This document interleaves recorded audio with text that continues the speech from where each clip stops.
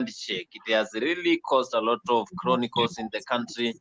Today, we saw what happened in Machakos, whereby Raila said that Ruto is going nowhere until 2032. And it is in the same venue whereby the Secretary General of the ODM party, Edwin Sifuna, said that he will distance himself when it comes to support supporting Ruto in 2027. He's not going to that direction whereby is the political party leader is following. Now, we also seen a lot of people saying that this handshake is meant to make Kenyans suffer even more. We shall be discussing all those, but before we start the show, I want just to welcome the panelists we have here so that they can introduce themselves, where they following this great conversation, and how was their weekend. Of course, we have to know how was their weekend. I will start with Jeremiah Omondi, my good friend.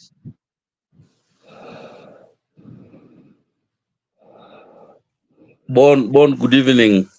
Asante sana. Jeff Mburu, good to see you. Mzalendo. Alex, good to see you all. Interesting topics to be discussed. Looking forward to the discussion. Perfect, Jeremiah. We also have Jeff Buru. Jeff Buru, karibu sana. Patia salam za Johnny. Thank you so much, Bonnie. How are you, viewers, the panelists? Yes, we are here ready to contribute to this beautiful discussion. Thank you. Yes, that is Jeff Mburu. We also have my good friend Alex here. Karibu sana, Alex. Thank you for hosting us, Bonnie. I look forward to having a great panel as discussing politics in and out. Na saizi mtu yote yako Kenya ukae standby hivi na ndengu, anytime unaweza pewa chapati. Yes, I feel sorry for Mzalendo because he cannot get those chapatis. Now we also have Mzalendo here. Mzalendo, karibu sana bwana. 7 days we have not seen you in Africa 24. You have a lot to tell us today. You know, thank you guys, and I've been away for at least a week. Nikifanya kibarua. Nilikuwa kwa mjengo the whole week, so Saturday na Sunday ndio mzungu anatupatia off. So Saturday, Sunday I am free, but nimeshukuru sana kuwaona Jeffrey Mburu, Alex, Jeremy and Bonnie. Thank you for having me in the show. Sande sana Mzalendo. Sande sana the great panelists here. Now we're starting with what we saw today in Machakos, whereby Raila said that Ruto is going nowhere until 2032, and it is in the same venue where the SG ODM, that is the ODM Secretary General Edwin Sifuna, also said that he will not support Ruto. He will distance himself from what Raila is doing. And we saw when they were signing that handshake, that is memorandum of understanding, the body posture and also facial expression of Sifuna, Ledamo Lekina, and other loyal followers of Azimio, that is ODM, were not happy. I will start with Jeremiah. Jeremiah, what do you have to tell us about this? Do you think Raila now is happy in the government? It's high time now he stays in the government until 2032. And what is your take about his loyal followers who have been following his own path? Is it the highest time now Raila betrayed his followers, the likes of Babu Wino? Bon, thank you very much for giving me the opening remarks. It's an honor. But I want to deviate a little bit from your question. I'm actually going to just brush over your question, but bring to the fore something that I observed this week that is a great concern to me. And then I've seen a few other people on social media having the same concern.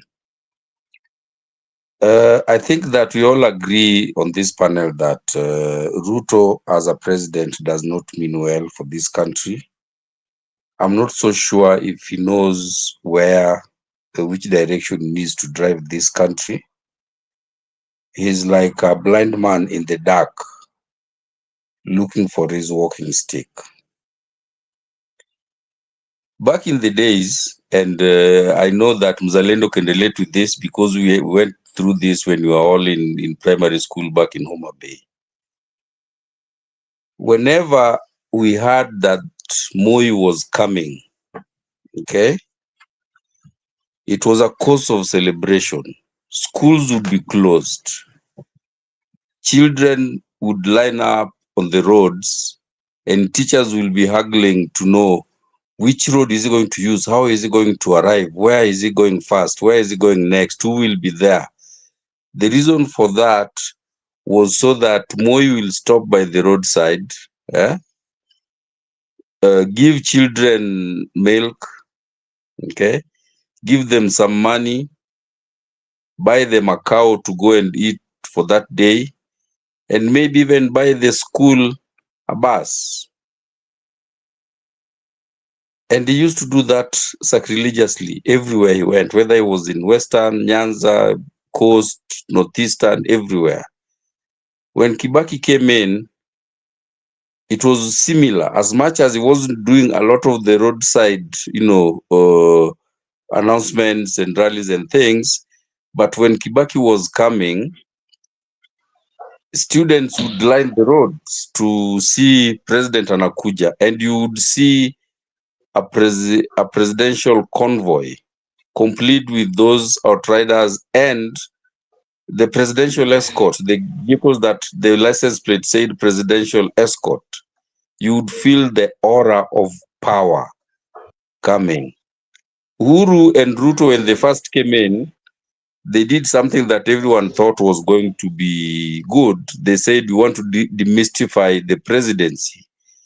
I know that you all remember at Uhuru's swearing in, where Bahati, the musician, actually went and sat on the president's seat, something that is akin to unseating the president. Whereas at that time, demystifying the presidency was a noble thing. I think that Ruto has taken this too far. We also the thuggery that follows his convoy across the city this past week. People get killed, people get mugged, and I was fortunate this week to actually see one of his convoys in Eastlands yesterday. And I was shocked, very, very shocked. And I hope that all Kenyans are shocked the same way so that we can discuss towards fixing this. The president's convoy does not even look like a presidential convoy.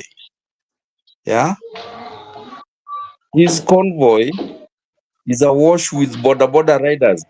Since when did we have border borders being on the convoy of the president? It used to be that the presidential convoy, when it's coming, there is no one else on the road until he goes.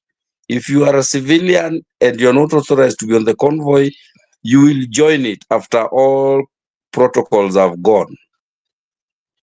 Ruto, that his convoy right next to his vehicle, hakuna zile pikipiki za outrider. You don't even see presidential. I was even asking myself, in a police unit, your presidential escort, is it even still there? This guy has really messed up this aura of the presidency and the power that comes with that. It is about time we call him out about this. This is not where Kenya should be. That if the president is coming, schools are scared. Across Eastlands yesterday, because Ruto was coming to Eastlands, children were being sent home.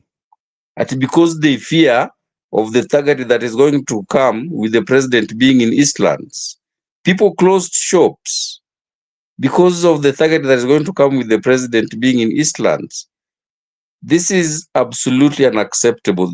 The coming of the president in your area should be something that makes people happy and excited. It should not be a cause for security concern. I don't know how this is going to be communicated to Ruto, but he needs to really know that this is wrong. And the reason why I'm saying that is like a blind man in the dark looking for his walking stick is that this very week, his convoy killed a foreigner, a philanthropist who was in Kenya doing philanthropy work. This government has not said a thing about it. No one has said anything. No apology, no official communication to the incident and how it happened and what's going to happen moving forward. I was really disgusted. As much as I am okay with him being president because of the dynamics around his removal or his replacement is not something I'm okay with, but we have to call a spade a spade. This person is going to mess up this country. He is really making the presidency look like a political rally for a thug somewhere. He's, as much as they say demystifying the presidency, I think he has taken it too far. And I don't know how we need to put this message out. The president, when he's coming, people should feel happy and safe. And this convoy should be just the authorized security personnel, vehicles and pikis and all of that. There is no place for border thugs to be the ones riding next to the president's vehicle. And yeye amefungua dirisha, anatoa mkono, anawasalimia, anacheka as is promising chapatis. We need to really discuss, and for me, I think that's what we need to discuss, despite what ODM and its officials say. For me, at this point, that is non-partisan. What's partisan for me is we need to call Ruto out on these things that he's doing that are damaging our country, like we know it. ODM, they can say what they want, they can do what they want, but the presidency has to be respected. That has always been since independence. That is what I think we need to really look at. I rest my case.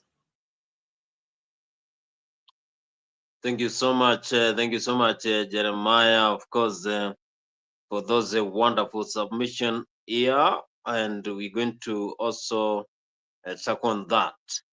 Now, we have also Jeff Buro here. Yes, Jeff, just to ask you about what you think about Ruto, Raila handshake, and how this one is going to impact our country. Because also today Raila said that he is comfortable with Ruto being the president until 2032. He was asking Kenyans, Ruto aende wapi? You two, are you comfortable with that, or are you still backing up what Jeremiah is saying, that the president is going to take the country to the wrong direction until he's out of the government? Thank you so much, Bonnie, for this opportunity. I want to start by saying that the government is always bad so long as Raila Odinga is not in it.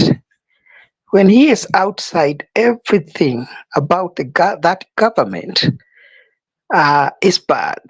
He criticizes the government. He fights the government. He called this government illegitimate government. He called for demonstrations that turned chaotic. He did everything possible to discredit the government of William Ruto. But as soon as he joined the government, William Ruto became an angel. That is who Raila Odinga is. And I want to tell you, Bonnie, there is a saying in our language that goes that Wainaga Neroragira. The one who used to dance, it reaches a point in life when he has to watch. He can no longer dance.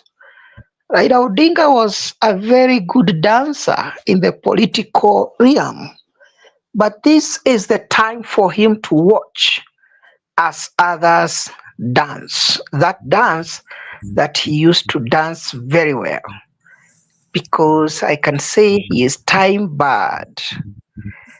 And I can tell you without fear of contradiction, right now, Kenyans are getting bored by his kind of politics.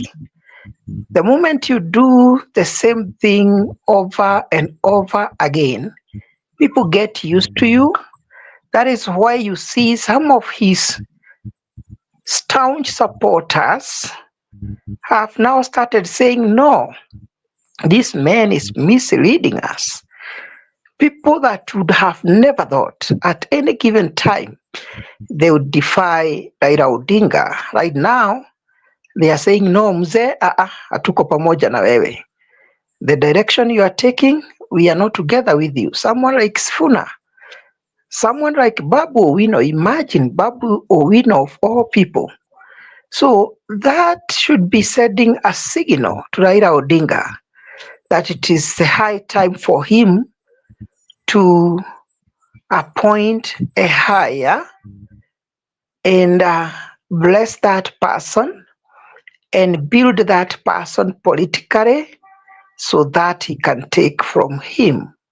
Otherwise, he can only assure William Ruto of his one vote, saying that he is confident that because he has said William Ruto will go up to 2032 is a beautiful dream.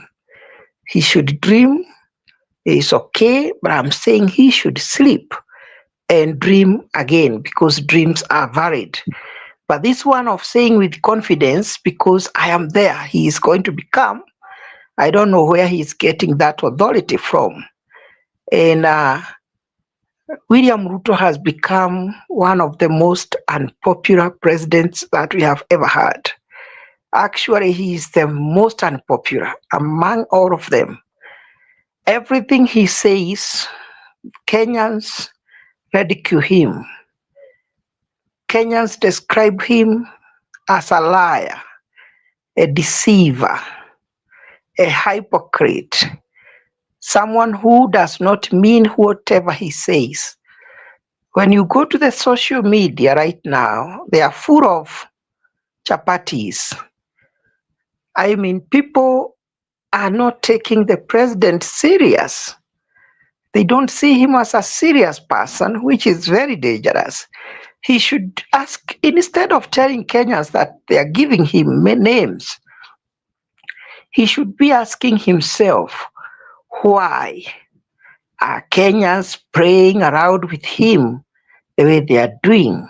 Why is he being hated by majority of Kenyans? Why are the youth flocking on the social media to ridicule him, to draw those cartoons, to set those pictures of chapatis?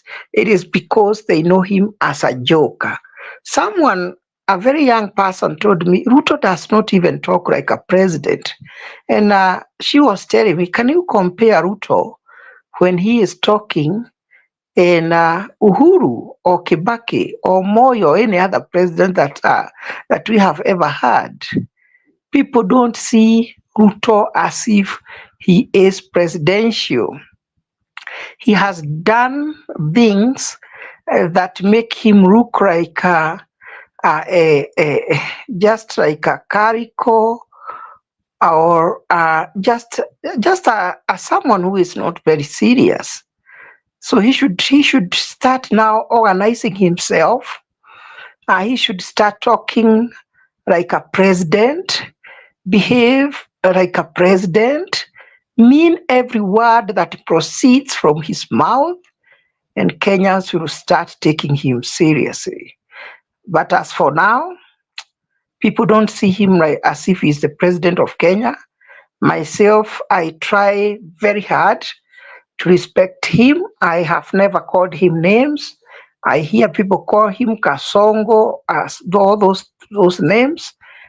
The reason I don't do it, I don't call him names, is because of my Christianity.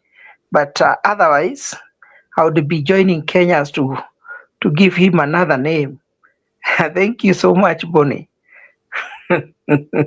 Perfect, my good friend Jeff Buru, for that submission. I also have Angie. Angie, of course, she's one of our own here. She has been coming here severally to give our own views about the country.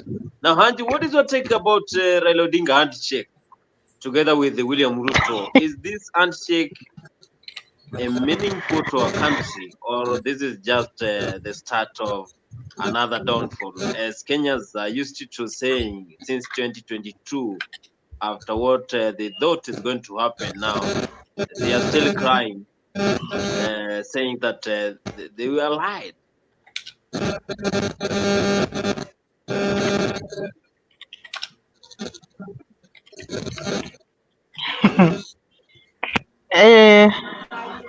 Hi everyone, Mzalendo, Jeff, Jeremiah, Alex, Bonnie. Hope you are doing well wherever you are. Salama Angie. Sometimes I normally see people calling Raila Odinga con man, and he's a really con man. Raila Odinga has nothing good to do with representing Kenyans in a Kenya Kwanza government. He's there to represent his stomach and his followers, like Akina Junet Mohammed. Those are the people he's presenting. And you remember one time, Ruto said that they are calling me Sakayo. I'll not be called Sakayo alone. I want to make sure we are going to be called many Sakayos. What did he mean? Alimaanisha nini? Alimaanisha hizi vitu zenye anafanya za ukora na uongo hatafanya peke yake.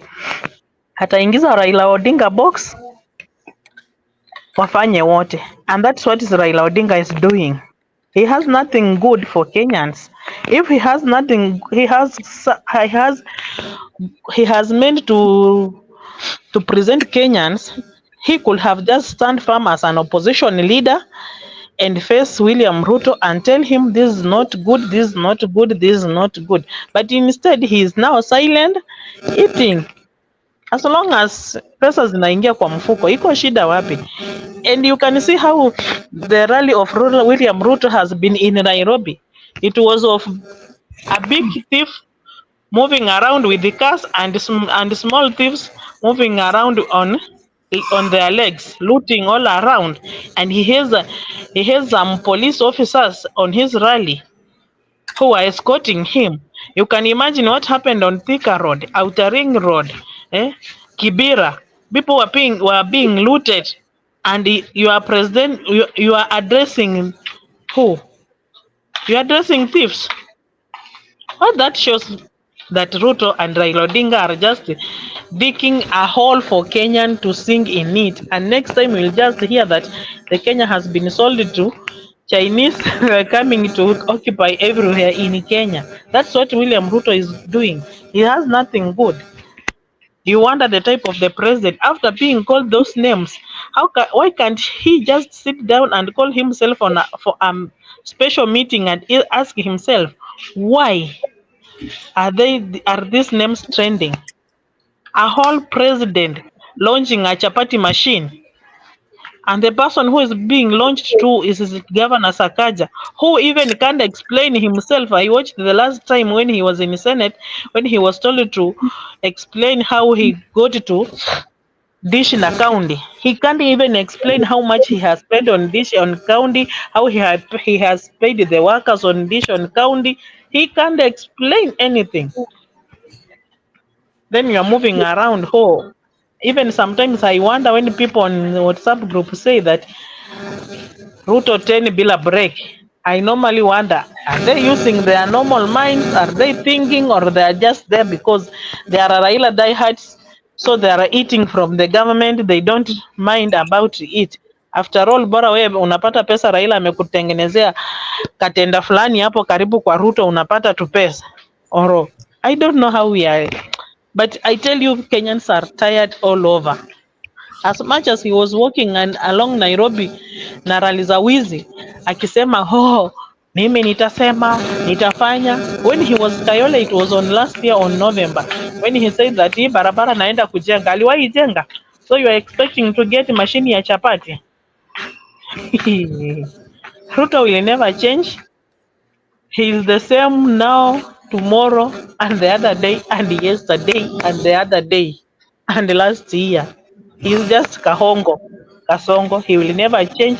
He will never change Kenyan. In fact, if you want to see Ruto that he has no future for Kenyans, just look at education system. Look for health system. Is when you will see, is he the president? Is he leading people to the right direction? Look at the education and health system. Hizo vitu mbili tu zitakwambia Ruto ni nani. Hadi wa leo watoto hawajielewi, wa grade 9 wanaenda wapi, wanatoka wapi. Hadi wa leo university funding model imekuwa bado tu ni shida. Ana release pesa akiwa kwa rally kwa na mdomo hivyo tu imeingia kwa account. Hadi wa leo SHA is having a very big problem. Hadi wa leo doctors are on strike. Like now it's only Kenyatta National Hospital which is working, you know. Understand? Mama Lucy wako kwa strike, Kajiado wako kwa strike, Nakuru wako kwa strike, wapi, all county hospitals are on strike.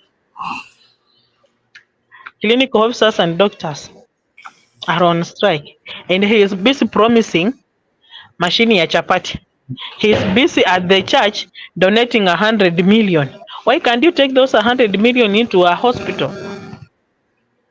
Why can't you take those 100 million in university funding model for our kids to benefit from education? Kasongo has nothing good. I rest my case there.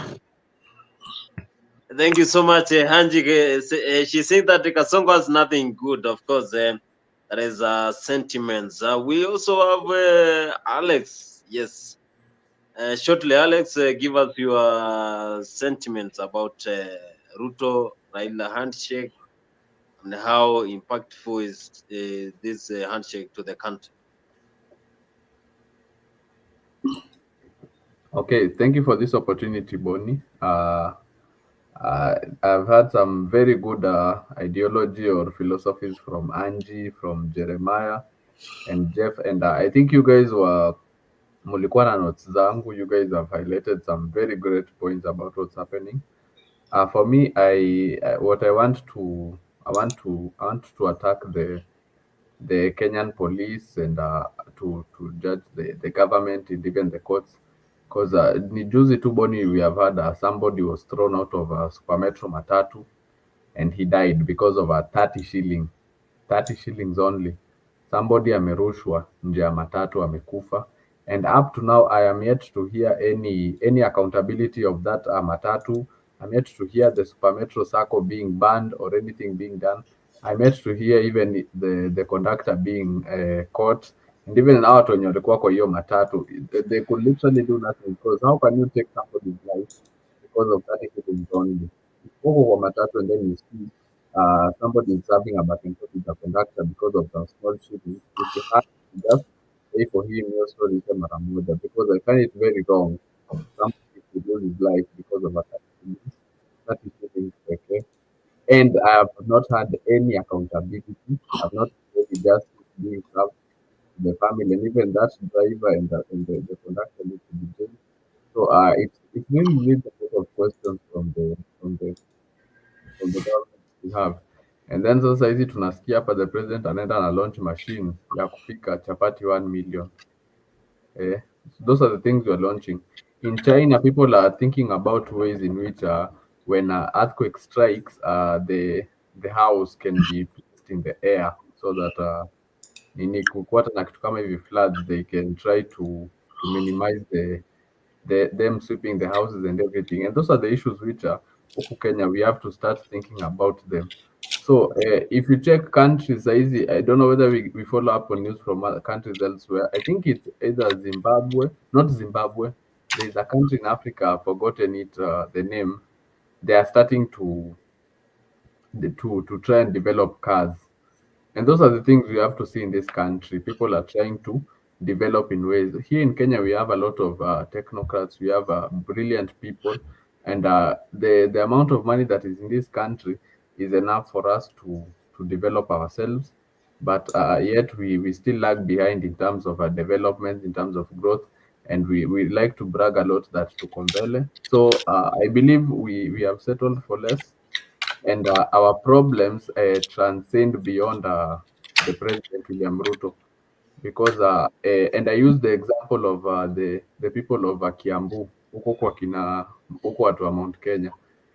They were so determined to remove Kabogo, and they moved from Kabogo to Waititu. So that is not a step forward, because that is just a recycling the same monkeys, the same thieves into power. So that shows there's a culture, there's a system in this country that is rewarding a terrible leadership. So I believe we have to break that cycle, so that tusijipate, even as Raila said, Ruto must go. Then, so you remove Ruto, you put in another thief who right now is advocating for the issues that Kenyans are facing, and then Akingyuko kwa power goes and does the same things.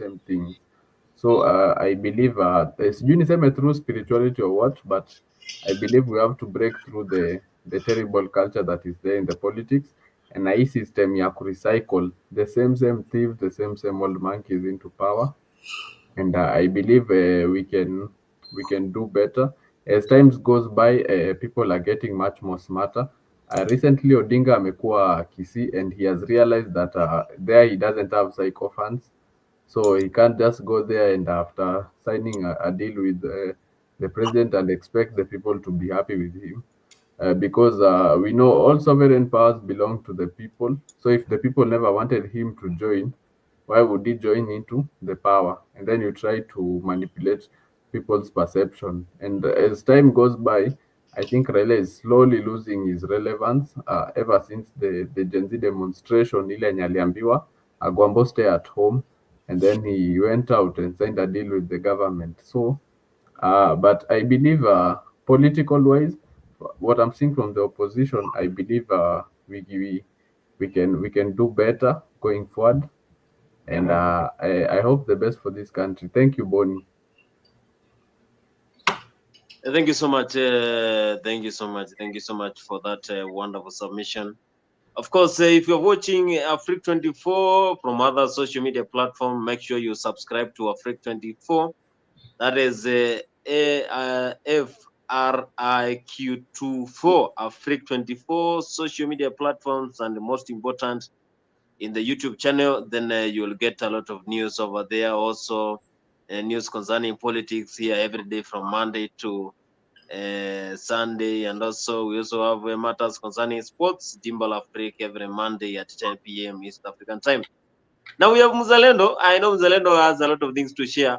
Mzalendo, now karibu sana to Afrique 24. Give us your views about Raila Odinga Ruto handshake, and how this handshake is useful for Kenyans. Is it going to change country, or it is going to make country go astray as Kenyans are used to since 2022? What is your take about that? And Raila also getting to the government.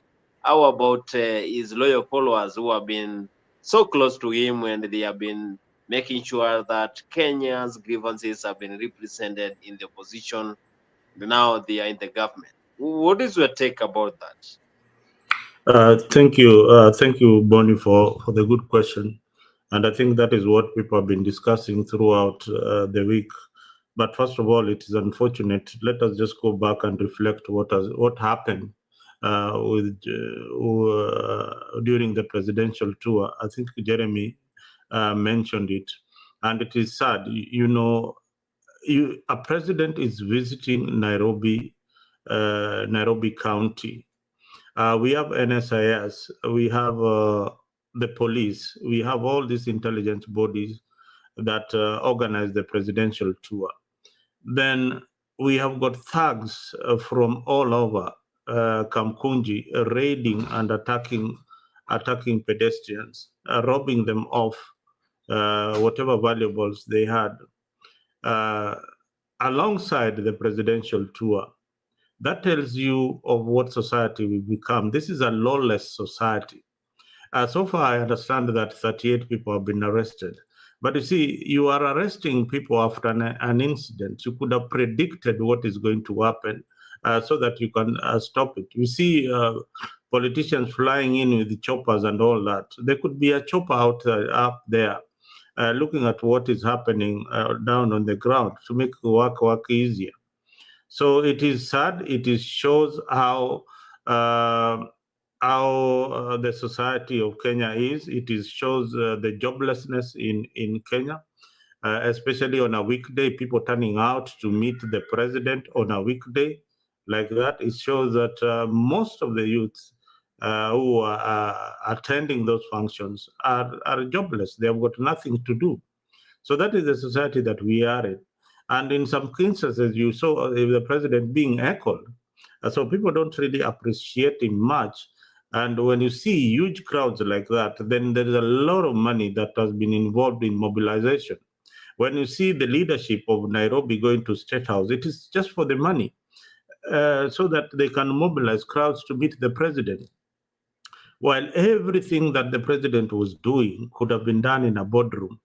Yeah, even the launching of chapatis could have been done without us even knowing. Then later on, we see, oh, this is something that President Ruto had launched some times back. Let your legacy be defined by what you are doing in the background. Don't show us what you are doing. I think people don't understand where we are moving in politics and the direction that we are taking in politics.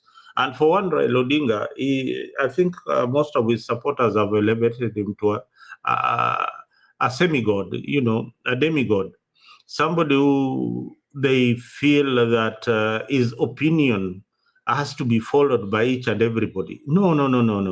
Raila Odinga makes mistakes just like any other human being. Just like William Ruto can make mistakes, just like yourself, you've made mistakes. Even Jesus Christ himself, he had told people to repent. People make mistakes. So Raila Odinga has made mistakes, and this one he had made a mistake, and now walking back of what he has done is very, very difficult for politicians. When they make mistakes, they have to stick by their mistake till the end. Hata ikikuwa karanga namna gani, they have to stick by it. So you read the mood of the country, you read what people want in the country.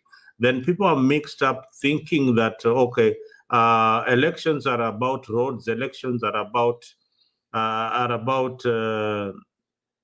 these are the things that we used to talk about so many years back. Elections are about today. The elections are about job opportunities. Elections are about the youth. Most of the elections is centered in the economy. If the economy is doing well, then everybody would be busy and happy with the presidency and the people around the presidency. If the economy is not doing well, and the economy is not judged by the numbers that you see, Badi and other economists telling us figures that we can't comprehend, or telling us that we are paid debt. Economy is judged by how much employment you have created for the people of Kenya, especially the youth. How many industries do we have in Kenya that are running, have created new opportunities in the market? That is how you elevate the economy of the country. But this is a country where the political class are the ones who are doing very well. And they were the ones who are being followed left, right, and center, followed by the church leaders. Yeah, that is where the economy is running.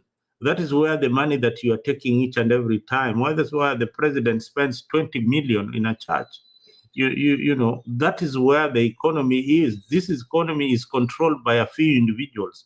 It does not belong to us. If you ask anybody in the comment section or anybody watching us from other from watching us on, or who is watching us on YouTube, if they have invested in stocks, if they had put any kind of investment. But when you talk to the rich people, they are buying stock, they are buying shares, because that is where they are the only ones who can afford. Ordinary Kenyans cannot afford a meal on the table.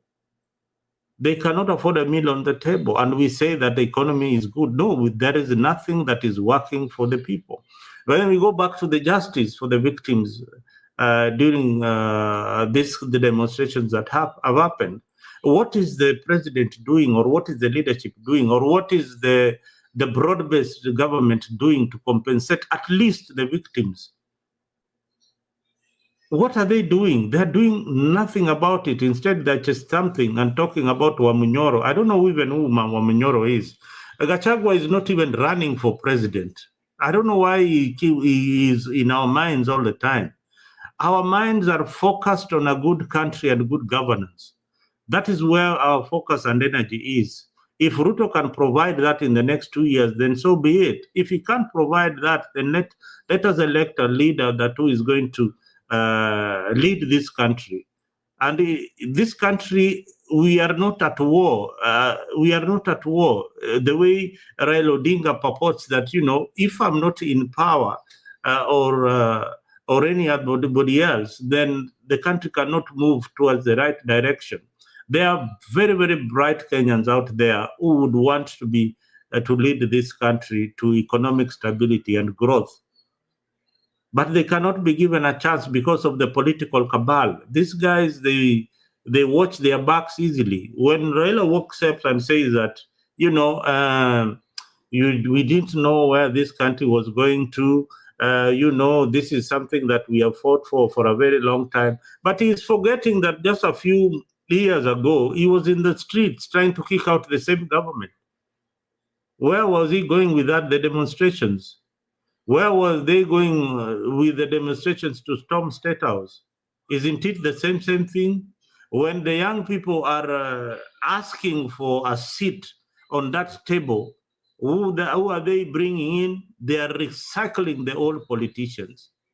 They are recycling the people who have been draining this country and putting this country into a lot of debt. If Raila Odinga and his group could wake up and one day and tell us, and this is my opinion, tell us that we are cutting down the government into size, we are reducing the salaries of the leaders in this country. The allowances are outrageous. The money that is being spent on me is a lot. Cut it down, Mr. President. I don't need this kind of money. While people in Kibera don't have clean water or sanitation, or people in Madari, they don't have good roads in between them. There are no good schools. We don't still have secondary education. Cut these expenses, but look at what they are doing. They want to expand the government, while most countries are trying to shift from expanding government to have a small government that we pay. That is productive. So that's how I look at how this country should be governed. We have a huge debt. But what are they doing? They are servicing the debt, but yet there are no measures that they are doing to cut down on the workforce in government, to cut down on the excesses in the counties. Even just the counties, they are increasing what they are giving to the counties. Yet we know that these counties, we are being ripped off by the governors. They are stealing left, right, and center. What measures are they doing? So let us just be cautious. Let us be focused on what we want for this country. We are not igniting any flames, but we want good governance, and we want it to come from the political class, and we want proper direction. Giving children chapatis is not a proper direction, and it should not come from the president. That is work that should have been launched by the governor and a few MCAs here and there, and we call it a day. Otherwise, thank you. Thank you so much, Mzalendo. You're saying that giving chapatis to the resident and also launching chapatis is something that the president should not be associated with.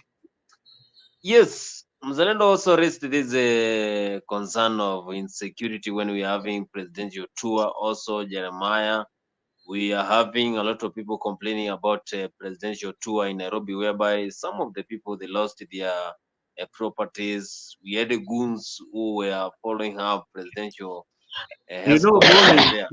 Bonnie, let me just add, and maybe you are very young. Do you know when when Moi was visiting, or even Kibaki was visiting an area, that area, first of all, you'd find security everywhere, on the roadside, every other point. You wonder, when there is maandamano, there is a police everywhere. Exactly. But look at the president is visiting an area. Thugs are trailing the motorcade of the president. They knock down a foreigner. There is no statement coming from the president. Neither does the government spokesperson talk about it. This is a foreigner, a British national, is knocked down by the presidential motorcade. Exactly. They don't even stop by to take the guy to the hospital. No ambulance on the scene. Kenyans are watching and taking videos of the person. Look at this kind of society. This society is rotten. It is rotten until we do something about it. God help us. Mzalendo, hata hivyo, huyo British nani alikuwa anafadhili watoto Kibira kimasomo, ambapo the president himself he cannot do that. So unaona wale watoto wameathirika Kibira, sasa masomo yao imegwama, hawataendelea na masomo. And the president himself, hata CDF peke yake kupata kwa hao watoto kwenda shuleni inakuwa ni shida. Is Ruto normal or he's abnormal or he has some mental illness? He needs some checkup. You need some checkup. Jeremiah, you raised this issue, of course. Now we're having Kenyans complaining. Is it that still, when it comes to those sensitive ministries, we have, for example, a Minister of Interior Security, does it start from the top that even the Minister for Interior Security is also reluctant? Like they say, as the boss. Yes, they're reluctant. Why? Because their boss doesn't care what they do, as long as their boss is eating. And that is why the person to be called out is Ruto. That incident with this British national is something that warranted an immediate communication from the highest level possible, with an apology and proper investigation to find out how did this happen. And I'm shocked also, in the same breath, that the British High Commission hasn't asked for an investigation into this. And that is the part I'm not very sure I understand very well. But what I can tell you for a fact, and I know this makes Jeff smile, Ruto is not taking this country in the right direction. Something has to be done. The only problem, and where there's a diversion between Jeff and I, is the methodology of how that should be done. My side of my school of thought is that the approach that the other side wants to be employed to remove Ruto, my side feel like it's not the right thing. Because let me tell you one thing, Angie said something very important.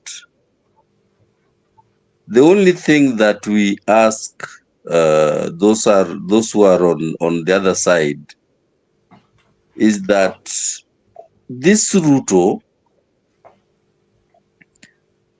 the former president, advised his bloc, the Mount Kenya mafia, the Mount Kenya people, that this person does not mean well for our country. This person will destroy our country. But the Mount Kenya bloc, they said that Ruto is going to be the person, and they supported him, and they put him in there. Now, like Orengo said one time, a dynasty eats its own children. The government that they put in to spite Raila and Uhuru is now eating them. Now they want Raila to come and rescue them. That is the point of departure between my school of thought and Jeff Mburu's school of thought. But with that said,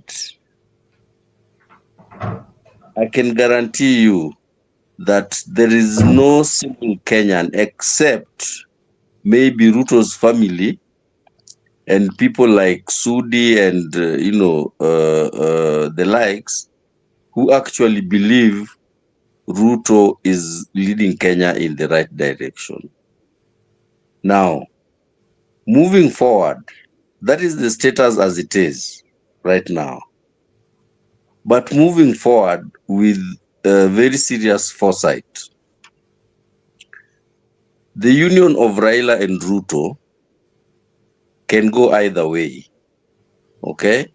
It is just, that Kenyans have passed judgment on it, that it is a bad thing.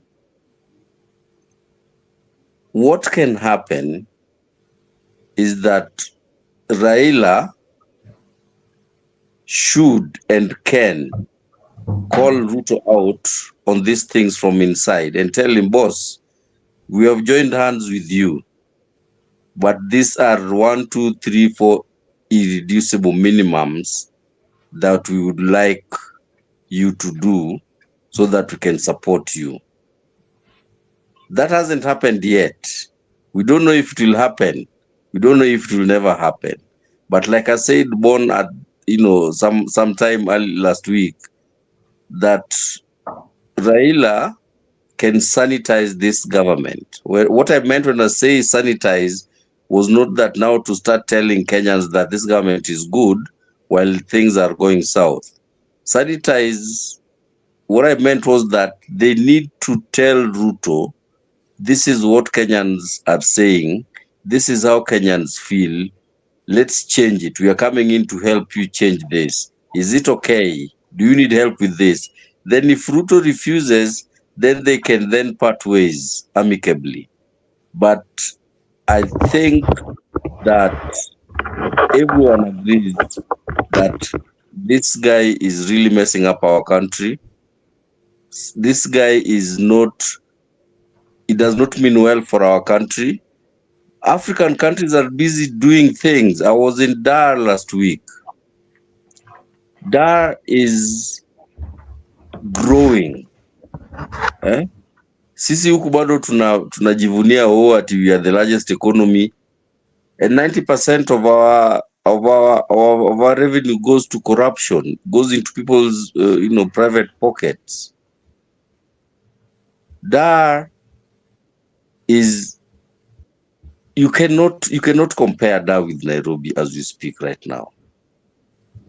At the rate at which they are growing, the rate at which the economy of the whole country of Tanzania is, Kenya will not see them. In the next 10 years, we'll just be sitting there and laughing. And they're looking at this and they're laughing at us. I saw somebody, a prominent lawyer, today write something that, maybe Kenya is a circus. and we are the animals in that circus na tujui, because the things we do are just abnormal.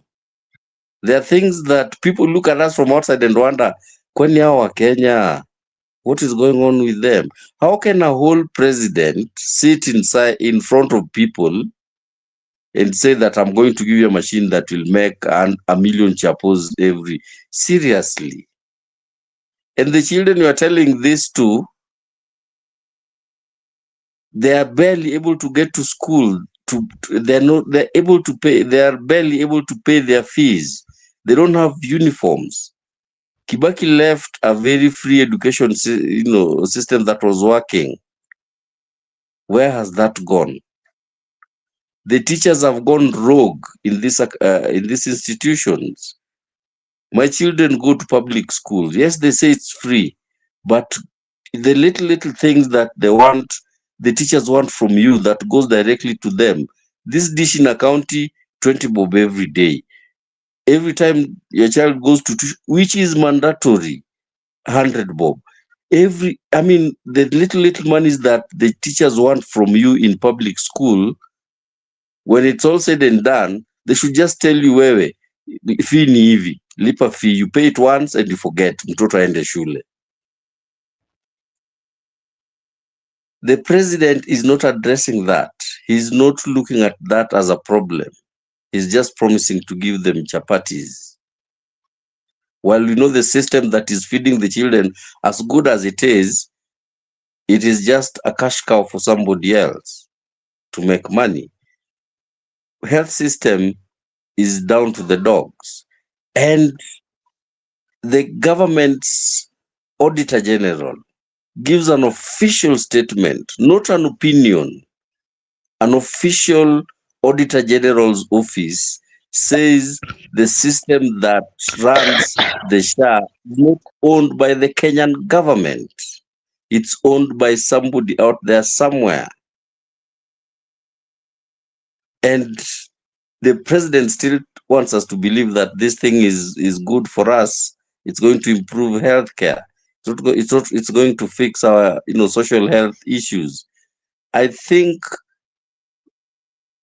as much as I support Raila Odinga as an elder statesman of this country, with everything he does, I think it will reach a point where, even myself, honestly, I'm thinking about it. Namburu usicheke. Yeah, I'm really thinking about it. But my problem is that, what is the alternative? I look at this formation of Raila and Ruto. It is a very bad formation. But I look across the aisle on the other side, and I see Gachagua and his team, and I'm wondering now, where is the solution? Because that side is even worse. I do not, in any sense of the word, see the way somebody like Gachagua can lead this country. He has never shown us anything that he has an interest of the country. He only has an interest for the Murema, which is very, very bad. Very bad taste in every Kenyan's mouth, except if you are from Murema. So where do we go? We really need to have serious discussions. Vile Anji amesema ati Ruto anafaa akae on a meeting with himself and whoever. We are saying me, myself, and I. Call yourself for a meeting. Kenya, we need to call ourselves for a meeting and ask ourselves, really, is this really what we want? We are very fast heading in the wrong direction, and that has been happening for many years. But huyu Kasongo ameaccelerate hiyo mbio, anaipeleka teke. We are going to get there so fast, we won't even believe it. I do not like this administration, but I also equally do not want a section of Kenyans who are very, very equivocally told Ruto is not a good person for this country. Why do you think Uhuru is so quiet? He told people what he pointed to us as an elder statesman, which direction do we need to go? But some people defied him because they were spiting one person. Now, when things are going south, the person they were spiting, amepata mwanya akule, those very people who voted in the wrong administration want the person they spited to go back and save them. That is a no-no. That is not going to happen.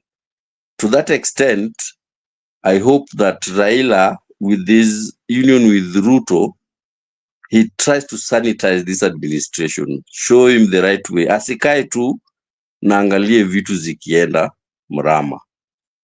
But this administration is going to be the end of us if we are not careful. Yes, this administration will be the end of this country. 254. That is what Jeremiah is saying. And also in the comment section, I can see Awesome, Eric Ayaga, still they are active. Also, Angie saying that the president is launching chapatis while Mumia's member of parliament, that is Mumia's East member of parliament, is building a Kenya Medical Training College. Who wins when it comes to this? We have Eric Ayaga. Karibu sana Eric, Africa 24. You tell us where you're tuning this great conversation from and what is your view from President and Ruto, President Ruto and the Raila Odinga handshake. How is this impactful to our country? Is it going to change this country, or the same way Jeremiah said that it's going to take Kenya into a deep ocean where to come out of this will take us centuries?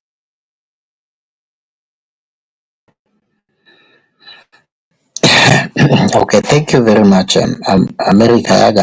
I'm in Nairobi, and you can get me. I hope you can get me clearly. Yes, loud and clear.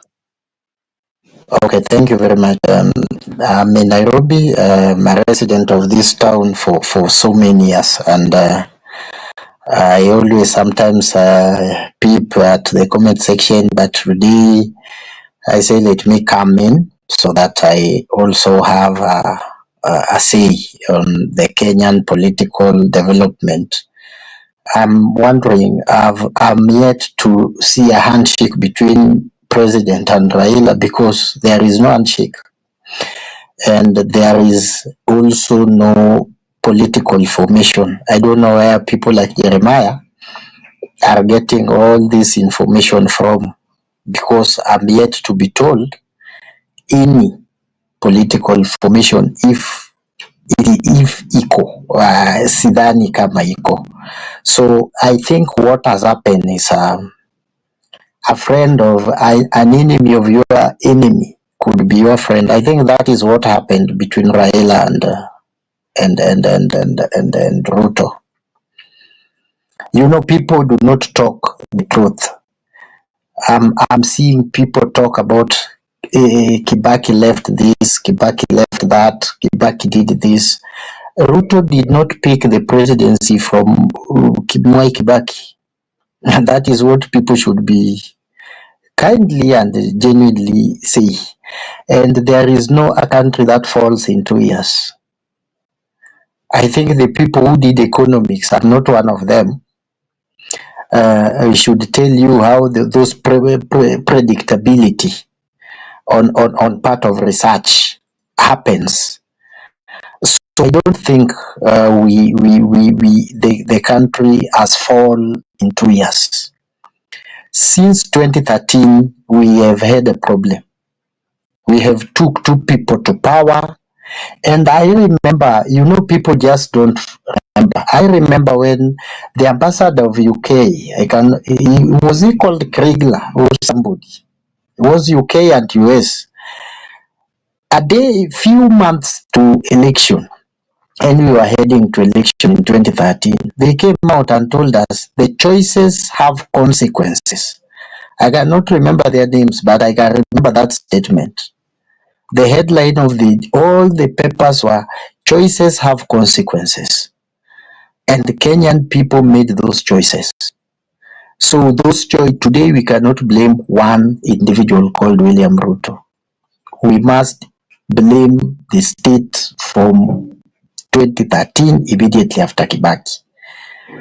It has just because Kibaki left strong economy that made Uhuru Kenyatta look better now.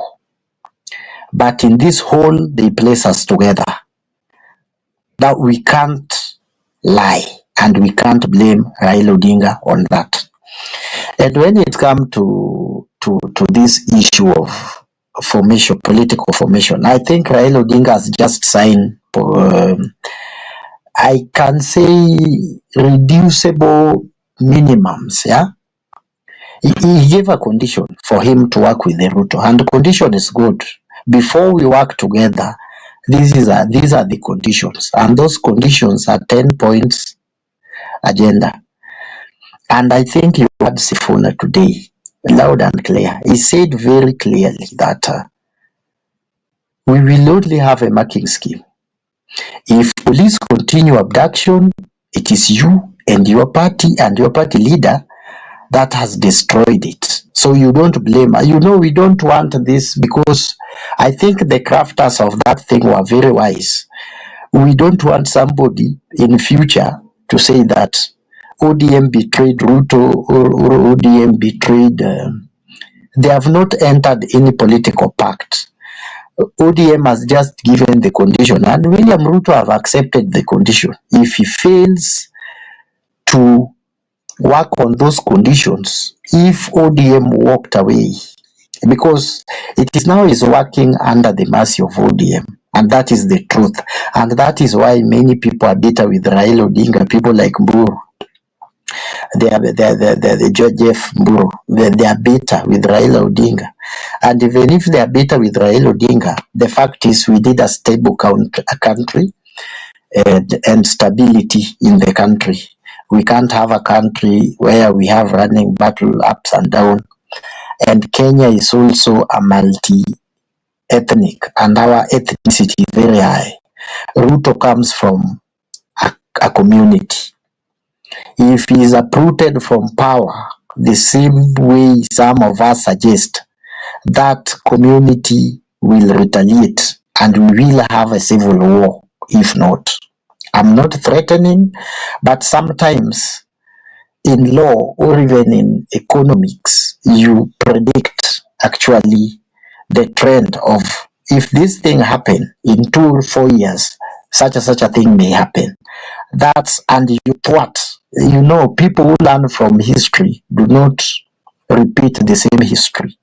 So we have learned from history that as much as sometimes we say Gen Z united us, that and that, Kenya is ethnic country. That's why today the Gen Z issue is dead. And I think the people who were opposed to Ruto wanted to ride on that Gen Z. What they don't know, that Gen Z was ODM agenda. And somebody asked me today, why did Raila Odinga betray Gen Z? Raila Odinga never betrayed Gen Z. Raila Odinga was part of that revolution. Raila Odinga hijacked a revolution. You cannot hijack a revolution. You cannot. If truly that was an organic revolution, nobody can hijack it. But if Raila Odinga and this inside circle were part of it, they halt it they call it to an end when somebody else wanted to hijack it. Many people still don't know what really happened and why Raila Odinga actually works with William Ruto. I'm not his advocate, but I will say the truth because I have been studying the political trends in this country. Like we can say every region, every political party, every individual, we have our policies and we have our fears and things we don't fear. ODM was part of this Gen Z revolution, and I think the likes of Babu Wino, they call the shots from inside. People like Sefoda, they call the shots from inside, and sometimes they could even go ahead. They were the MPs who could go ahead and join those people in the streets when they were protesting, and they were blamed advancedly for that. That's why I know Raila Odinga was part of it. And when Raila Odinga called it off, the day he just raised his hand and said enough is enough, his supporters retreated. And I remember the people who thought the Gen Z was part of them and they were the people who were pushing it. They tried to call the maandamano on nane ikakwama. Wakakuja December wakaitisha ingine ikakwama. Hii waliitisha on 12th ikakwama. Wakaita ingine 6th January ikakwama. So Raila Odinga is the one who was running that maandamano. With his own hand, when he say stop, they stopped. And anybody who want to challenge me can challenge me. And but that was the truth. So the reason why Raila Odinga wanted to work with William Ruto is very simple. Raila Odinga wanted to teach William Ruto a political lesson, because William Ruto has become so big-headed that he knew nobody could stop him and Gachagua. So Raila Odinga want to teach them a political lesson, and Raila Odinga taught them a very good political lesson by that thing people called organic genes. It was not. So Raila taught them a good political lesson, and in between there was infiltration. You remember when these guys started, they said the parliament is not working for them because ODM or Azimio knew they don't have numbers to bring any effective changes, and that's why the last minute Raila Odinga called out his troops, don't participate on this, don't go there and vote. So when the people started voting, the ODM removed, and that's where the infiltration started. So some people infiltrate this a week to the 25th June. You see, the Ruto must go thing that were being played in club, in churches, in every corner. It came after the reject. It was first reject, then comes the wave of Ruto must go. The people who were pushing Ruto must go were the Gachagua people, and we have to tell them the truth. They were Gachagua people, and Gachagua has never come out to deny that. So if there is a person who wanted to take advantage of that revolution, was Gachagua himself. That's why when Baba realized that my worst enemy, the person who killed people, who used to go to the office as early as 5 to kill people when Azimio was doing maandamano of Sufria, is the one who was going to benefit on this. They turned the table, they agree with the Ruto, and the first demand he told Ruto, because at that time now Ruto was working under his mercy, told Ruto to get rid of Gachagua, and that's how the plan of getting rid of Gachagua was made, and that was served, and the card was dusted. Can make noise outside there, and now he's remaining with Ruto because it is very easy to deal with them one by one. So Gachagua left, we are left with Ruto alone. He gave Ruto time. Ruto still misbehaved because there was an imagination of AU thing. So he gave him time. He never want to involve or engage in local politics. So Ruto have his time. We realize that the Ruto minus Gachagua still is a dangerous man, still abducting people. People are still disappearing, some dying, some being released. So when Baba came back after AU, he made a commitment to actually put Ruto to paper. So they signed that document. And I think the people who think Edwin Sifuna is not speaking for Baba, or James Orengo, or Tiende Amolo, those people are the people who are speaking the language that Raila Odinga need to speak, but is quiet. Because even today, they were together and they were in the same plane with the Sifuna. If Sifuna is not speaking for him, he could have stood there because he speaks last and to tell Sifuna off. But Sifuna spoke, Baba never say anything. So now people should know that 10-point agenda, we save William Ruto, We don't want Ruto to blame us and his community to blame of anybody betraying them. We know he will not implement those things, and that will cause himself, he will cause injury to himself, and that is how he will be removed in power. Once the president is elected, there is a procedure to remove the president from power, not from the streets. Leave alone that Gachagua mentality, that Ruto will be uprooted and then he will be sworn in. That one was very wrong. If you want to remove a sitting president, simple, by not even raising ethnic tension in the republic, is through impeachment.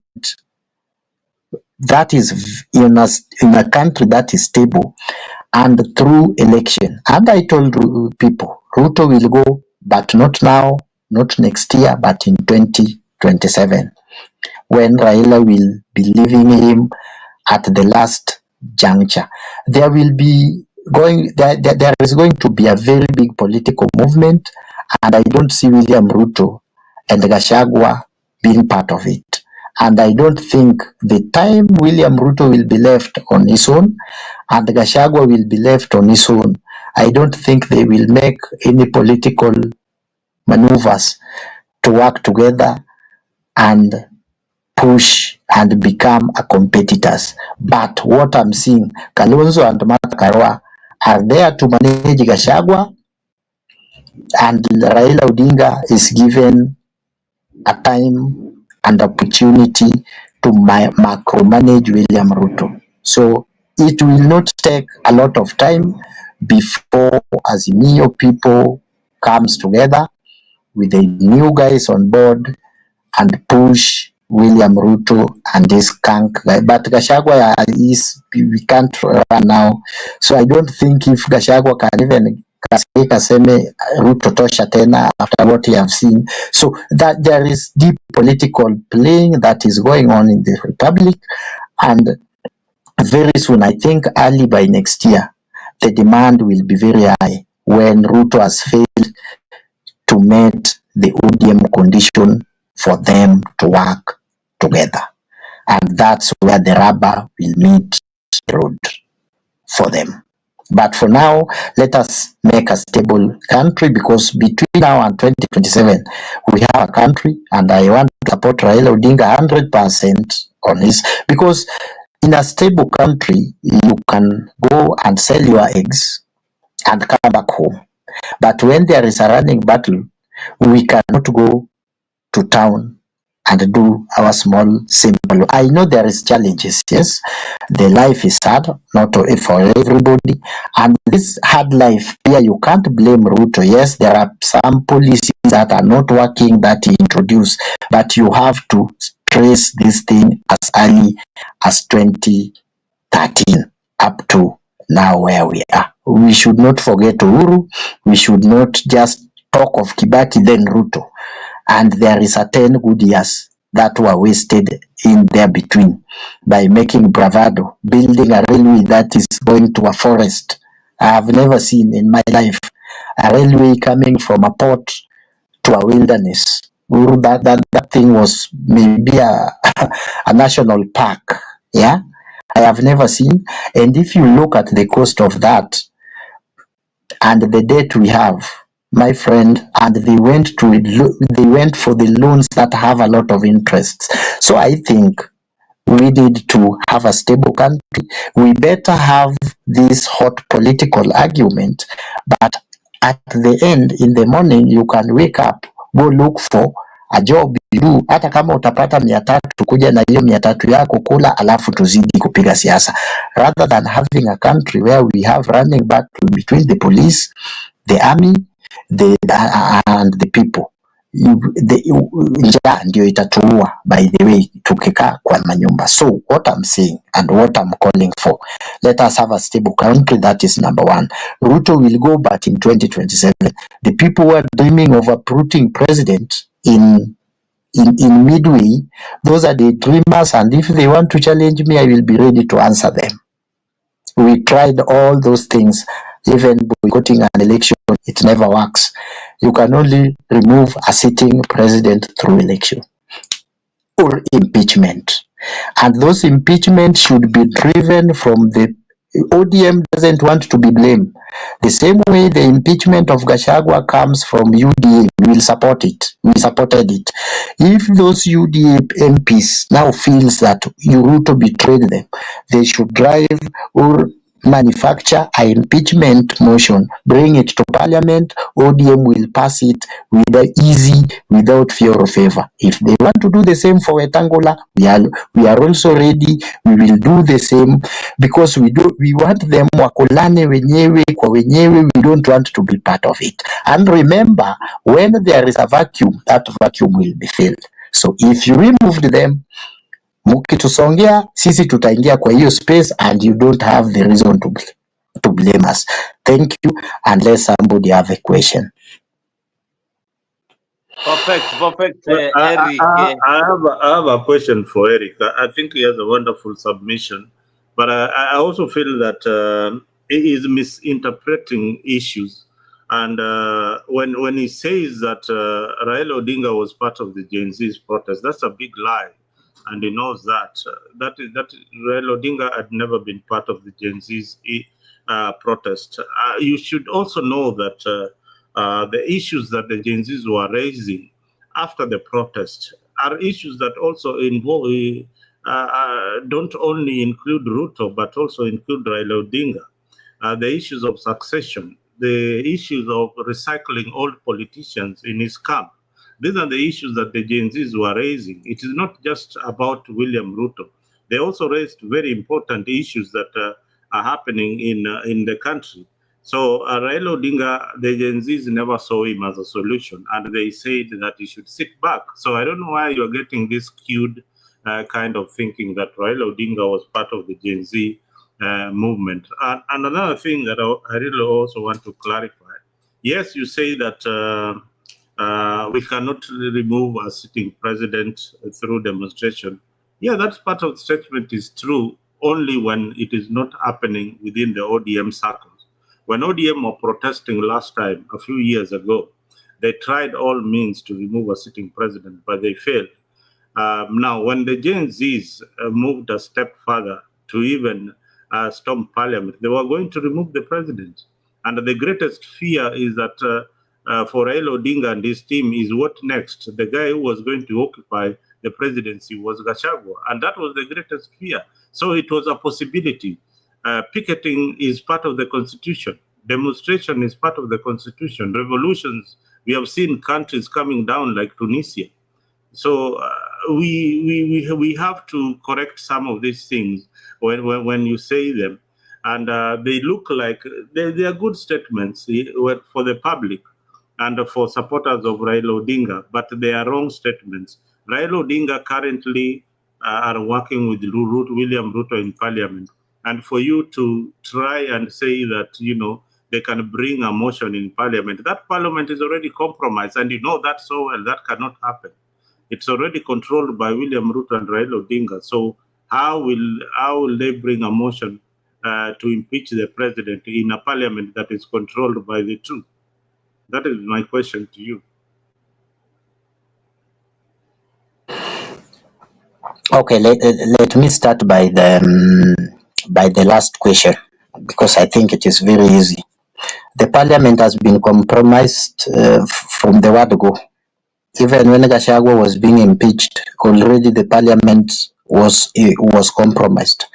The reason why the so-called Gen Z went to the street, the parliament was compromised. The reason why the Azimio and going with the sufurias on their heads, the parliament had been compromised. So even now, I am challenging you. Call your member of parliament. Tell your member of parliament to table the motion. It should not. Your member of parliament should not come from ODM. Even the Gachagua thing, they try to push it on ODM to engineer, to introduce that bill to the parliament, but they refuse. So if that bill is introduced in parliament by any other member from outside ODM, or even from the parties like Wiper. If they are really serious, they want Ruto to go, they should actually bring that motion to the parliament. You will see the signing and the voting. ODM members of parliament will do it. That one, take it to the bank. And you can even try it tomorrow or Tuesday. Your first question was about Gen Z.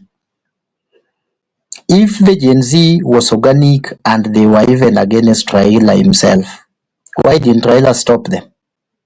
Why did Raila call that maandamano off when he called maandamano off? Maandamano went on silent.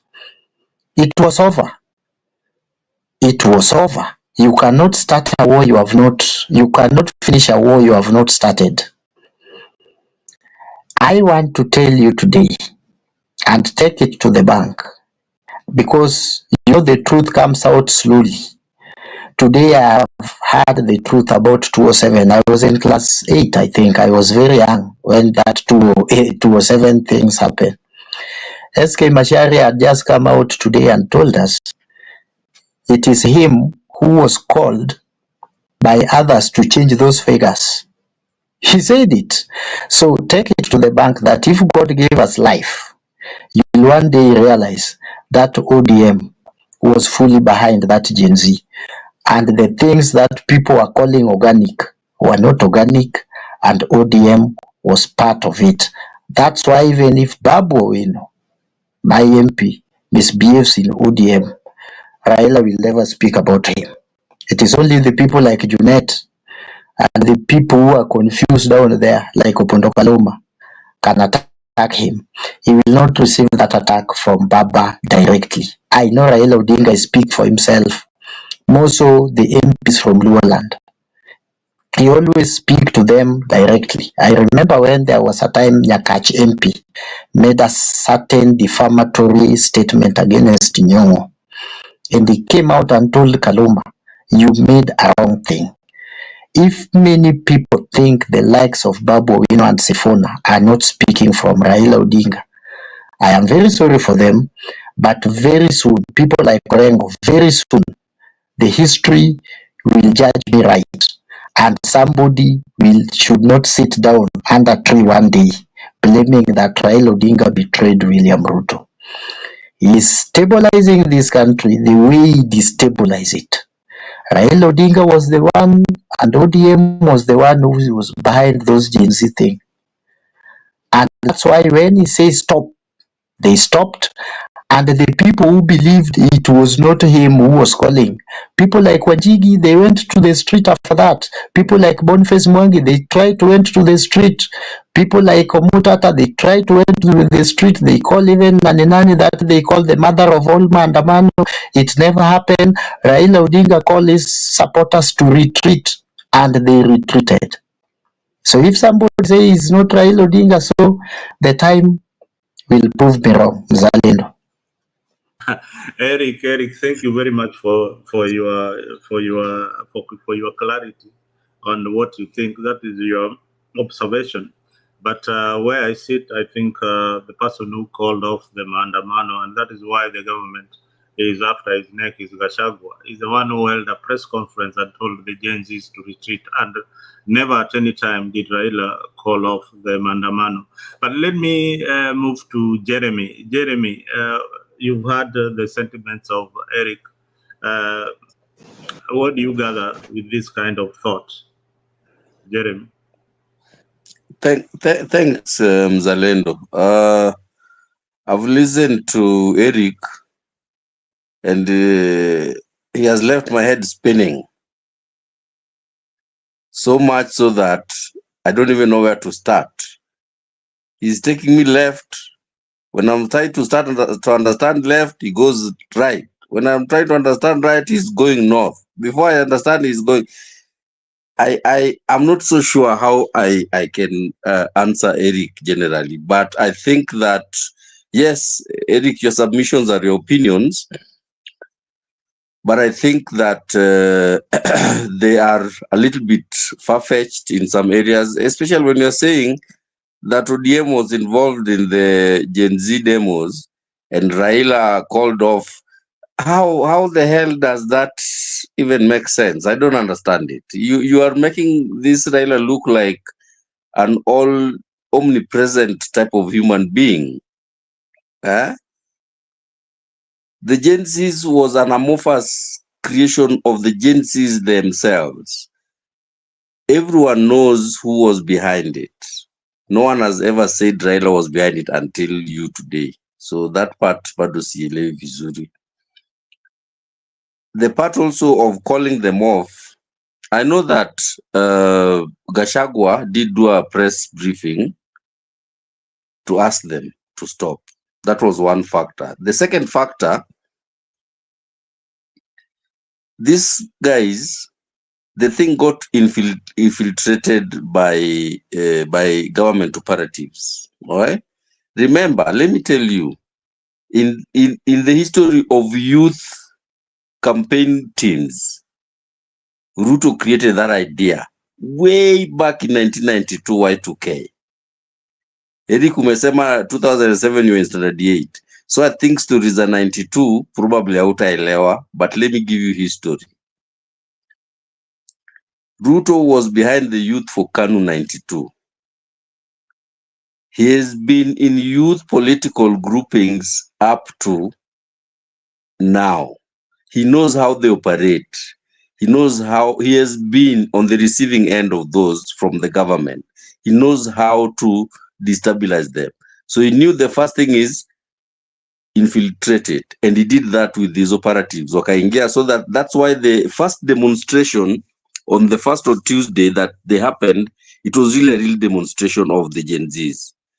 The second and the third, it was not even the Gen Zs, it was Ruto's operatives that were now just running ahead and just marking people. And that's the genesis of all this, kidnappings and all these other things. So that is fact number 2. Fact number 3, something that has never happened in the history of country and demonstrations.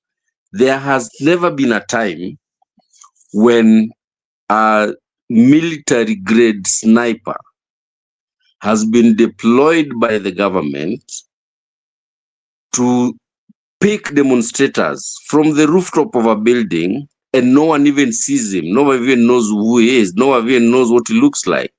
And he's just shooting people in the... That is very scary. Remember how that happened? So parents started calling their own children, tell them, mtoto wangu tafadhali wachana. And that really create a lot of fear in the youth, because the government had a sniper on top of parliament. So you are down there demonstrating, saying whatever you're saying, but you don't know you are on the crosshairs of that sniper. If you don't know how scary that is, ask anybody in the military and tell you the moment a military ground battalion hits the ground and they hear the word sniper, everything stops until that sniper is identified and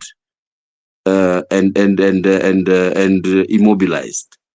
It is that bad. So those are some of the factors that led to the dissipation of the Gen Z demonstrations. So I think that saying that Raila was behind it and Raila called it off, I think that's a little bit too much power to Raila, and that's a little bit too far-fetched. I believe so. 3, I think when I listen to you, Eric, you are saying that Raila is sent to manage Ruto, right? And Kalonzo and Karua are sent to manage Gachagua. Who is doing the sending? Who is doing the sending? I would love to understand that particular question from you, Eric.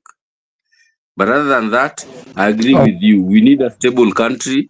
We need to find a way to deal with our present danger. And to me, the present danger is this UDA administration. It is the most immediate threat and danger to the existence of this country. Whichever way we choose to deal with it, like you said, choices have consequences, but we need to really find a way to deal with it for posterity.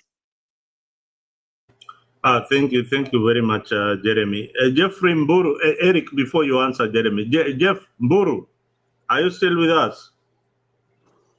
Mburu was saying he was very tired. Mburu, I think Mburu is drifting to sleep. Anyway, probably so. Eric, you have a chance to respond.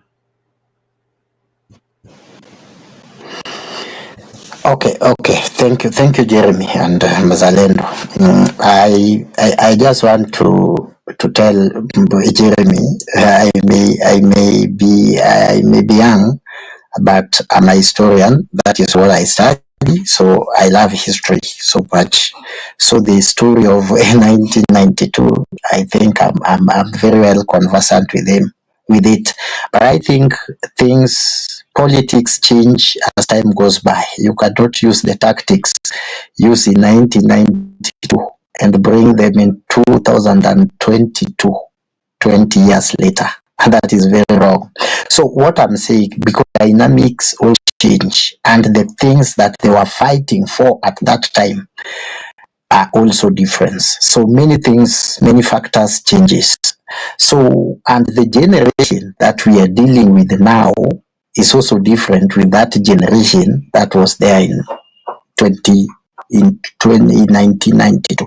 But what I want to say is one. I want you to get me loud and sound. ODM was part of that Mandamano. And if you want to know that ODM were the owners of that Mandamano, after the parliament was encroached, it is the ODM leaders who came out when now the Ruto Must Go song was being played, and they said, the war that is being fought now is not our war. And they were calling their people not to go to the street. I'm telling you that the first Mandamano that was planned to reject the bill, there was nothing organic. Yes, there are many people that joined that because it was not Raila's face. You know, there is a trend in this country, and you know that's why I tell you that Raila is a political camouflager. He camouflages in politics. It's like what we call in my mother tongue a nerf. Yeah, he changes. He can bring his face, but you think this face is not Raila. Raila looks green, but now he looks brown. I want to tell you, one day read that thing and studied it keenly. If ODM and Raila Odinga was not behind that, one day we will be here and you will tell me. They were behind it and they knew everything that was going on, but it was hijacked. That is the fact. You see, the first Mandamano was reject. It was only reject. Remember, Ruto Must Go wave comes the week now to the encroachment of parliament. That's the first week was purely reject. It was reject all over. There was no Ruto Must Go anywhere. The second week, that now leads to the 25th of June, is where the word Ruto Must Go was introduced, and that's the time the clubs, the DJs, because it was being funded, the DJs, and that is the week that you start seeing the people like Wanjigi, the people like many politicians, and even their kids, even the kids of the likes of Muturi, going to the street. That is when this thing was being hijacked. So Raila being Raila, he could not just come out and ODM to take the blame and other people benefit. They knew we have started a game. Some people are joining in to dance and they want to read. Yeah? Eric, let me just get some clarification from you, because these are statements from you. The first statement you said, in your very initial submission, that Raila saw this thing going to happen and then he saw that the beneficiary of that removal of Ruto was going to be his sworn enemy. Who is who? Who is who? Wamunyoro. So he decided Gachagua, then yeah. to work with him. Now you are saying that Raila was the one doing. How those two statements don't make sense to me. I don't know if it makes sense to you. I don't know how it makes sense to you, but those two statements don't make sense. You don't, Jeremy, you don't understand me. What I'm saying, this thing was planned by the ODM and take it to the bank. But when this thing was speaking, and it was now at its home stretch, there was a filtration in the second week. That's when the ODM realized that we are doing this, but some people are now taking a different trajectory, and whoever will go and benefit on this is not us, it is somebody else. That's when then they went back and they ended it up, and you had ODM people saying theirs was to reject bill. Ruto must go. ODM has never owned it, and even Raila disowned it today. Ruto must go. Agenda is not Raila's agenda. Raila's agenda was rejected. He confirmed it today, unless you are not reading the political lenses. But if you read the political lenses, the part of that of rejected was Raila's, but the part of Ruto must go was not Raila up to today, and they confirmed it. So that song Ruto must go that came in the second week was not for Raila. He could not just come out that time and say, because you know in the course of revolution you don't divide opinion that way, you go slowly. But with the time it is now bare, and you could even listen to people like Wanga who are saying, yes, we have rejected the bill. Eric, you said that I don't understand. Let me just help myself to understand you. So you are saying that Raila and ODM organized the demonstrations to reject. Exactly. Is that right? Exactly. Then now that was being taken over, and then Ruto must go came in from another quarter, right? Exactly. To fuel, and then now ODM comes back and fights it. Exactly. Okay, so it is like going to hunt. You have killed a lion. You've thrown the spear, and you have killed an antelope, and somebody want to claim the antelope. That is what happened in simple analogy. If you go and hunt, it is your spears that kills it, and then somebody want to claim because his dogs or his dog was the one that he was immediately after your spear. Yeah, you want to claim it. In my mother tongue, we call it diero, something like that. If I'm very correct, yeah. So the diero person is not the killer. The killer have his parts, and the diero person also have his parts, and that's why when Ruto realized that the opposition is beating me, if they are my enemy, and then there is an enemy that is fighting me from within. That's what made President so much angry with Gachagua. My friend, it is Gachagua that many people make Gachagua look big, that he organized the demos. Where on earth a deputy president who is being driven by a police, sleeps with the police, being cooked for by the police, can organize such a maandamano silently without state knowing? And he comes out because he was also very clever, and many people never want us to go that direction up to today, to blame the NIS. Then our NIS slept on the job. A public officer who works with the NIS people, who could even be mugged backciting a president in Kisumu, can go ahead and organize such a morphous thing minus the state knowing, Jeremiah, we will be here looking very stupid. And we will be here saying that if Al-Shabaab wametupangia, we can't know. Kenya have the best intelligence in Africa. In fact, the fourth after CIA, after Mossad, after M16, and I think the Russia one, or the Scottish Yard. We are number 5. We are even better in terms of intelligence than China. We are ranked higher than China. You can't tell me that a sitting officer, a Ayaga, sitting that is public officer, laughable. What you just said yes, is laughable.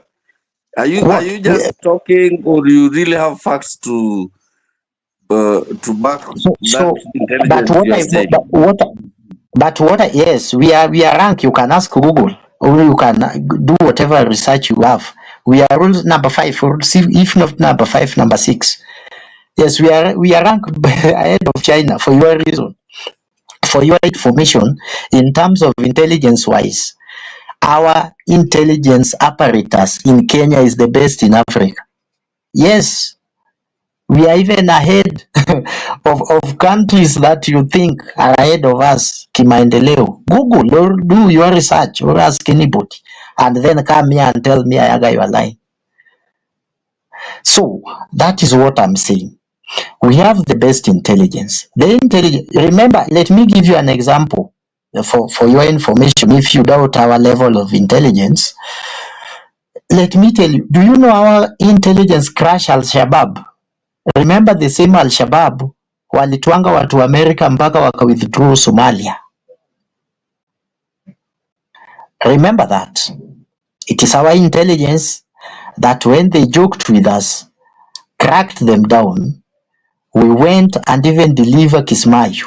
Or you think the military did it without minus intelligence? Intelligence played a key role. So my brother, our intelligence is the best. We can't say Rigathi Gachagua. Actually, that was a mistake to kill a dog. You know, if you want to kill a dog, you give it a bad name. That's why this skunk of Gen Z anawekewa. But I don't think Rigathi Gachagua was so smart. He could have even affected his impeachment. He could have even caused chaos after his impeachment. He could have even caused some little movement when he was being pushed out. Rigathi Gachagua was pushed out with his tail under his legs, and even up to today he's just making noise out there. He cannot make any tangible thing. Yeah? Eric, Yeah? let me fact check you. Yeah, I'm just googling. I'm trying to digest what Eric is saying. I'm just googling the top intelligence agencies in the world. Nimefika 29. Kenya hata iko karibu hapo. What are you saying? Naangalia top intelligence government agencies in Africa. Kenya hata iko kwa hiyo list bado. Eric, Eric, 1 hour. I am telling you, Eric, some of the things that you are saying. You know, fact checking is very easy nowadays, Eric. We have internet. That's why we're even on YouTube right now. You say something that doesn't make sense, I just go to Google and Google it and I get my answers, or I just search for it. That intelligence bit, you've lied. Raila was part of destabilizing, was part of the Gen Z movement. He wanted to destabilize the Ruto's government. Then Ruto sacks the deputy president. Instead of kicking out Raila's members from his committee, he now gives them jobs and all that to accommodate them. What kind of thinking is this? Seriously, this is madness. Eric, this is madness of the eye. This is what I see sometimes happening in Jacaranda. How can you imagine that Raila was part of the Gen Z movement? He was never part of the Gen Z movement. This is serious. This is serious. Don't misguide people. Raila was never part of the Gen Z movement. He actually hijacked, and that is why the Gen Zs are ever furious about Raila Odinga. And they tell Mzalendo. Yeah. Mzalendo, can I ask you a question? Go ahead. Yeah, I think let us just be a little bit factual. the same way you are saying. I don't know even where Jacaranda is. Yes, I know the place, but I have never been there. So let me tell you this. If it is true that that thing was organic, and the same so-called Gen Z tried to call that thing off, call it on after June 25th, mbona wajaiendelea? All because of the reasoning of my brother Omondi, who is saying the snipers were around around the parliament building. Yeah. So, my brother, if there is somebody who was, if Gachagua was behind this thing, I think even with the impeachment of Gachagua, he could have just called his troop to the street. That is what Raila Odinga always does when amekanyagwa mahali politically. He calls his troops to the street, and when he feels that he's now satisfied with his achievement, he calls his troops back. I am challenging you. Tell those Gen Zs today, let them organize themselves. We will have a finance bill in less than 2 months. Let them organize themselves and call on another big demonstration and challenge Raila Odinga. It was not you. Now that Raila is working with William Ruto, Raila will just tell his supporters don't go. The same way he told them in nane musiende. The same way ODM called his troops in city January musiende. On 12th December he told his troops musiende. Hakukuwa na maandamano. There was just that fear, but there was no protest. Tukue tu tuseme ukweli. Yes, he was not there in person. You know, if Raila was there in person, some people in Mount Kenya could just go and post that maandamano and say you are destroying our business. Yes, that's why I'm telling you Raila is a political camouflage. Yes. Eric, He tried it in 2023. He tried it in 2023. He tried it in 2023. He tried it in 2023, and the people from Mount Kenya came out and said Raila is destroying for them their business. We were almost killed in Ruma here when we were blocked from roundabout ya Kariobangi hii na tukafungiwa tena kutoka pale kwa Moi Airbase. Remember we had to hepa na Raila kutoka kuingia hapa Madare na tutoke na huko hiyo njia ya number 14 ya Ruma ya huko chini. So, and it was not the police alone. It was Raila backed by the police and the people of Mount Kenya, to be specific, who were beating Raila's people and Raila himself because Raila was destroying their business. So if you think you wanted to see Raila on top of a vehicle heading that Gen Z is when you believe it was him and his party, then you will be wrong.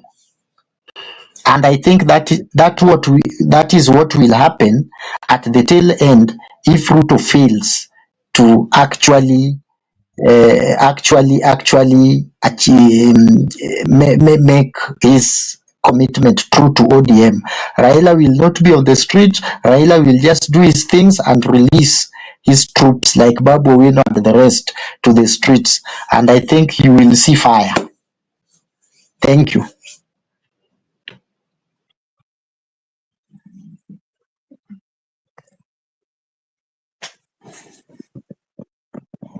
Jeremiah, you can respond to Eric, of course. He has talked a lot of things, of course. Personally, I'm also digesting what Eric is saying. Yeah, I am doing the same, but he's made his submission, and you know, as much as some of us don't agree with what he's saying, that is his submission. The bottom line is that we need a stable country. We need to have an administration that works for Kenyans.